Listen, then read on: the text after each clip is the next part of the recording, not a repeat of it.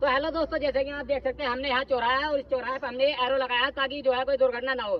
तो दोस्तों यहाँ चौराहे में बहुत काफी एक्सीडेंट वगैरह होते रहते हैं और कोहरे का समय चल रहा है, तो दोस्तों हमने इस वजह से जो है एरो लगाया। तो दोस्तों हमारा काम अच्छा लगा हो तो शेयर फॉलो कमेंट जरूर करके जाए।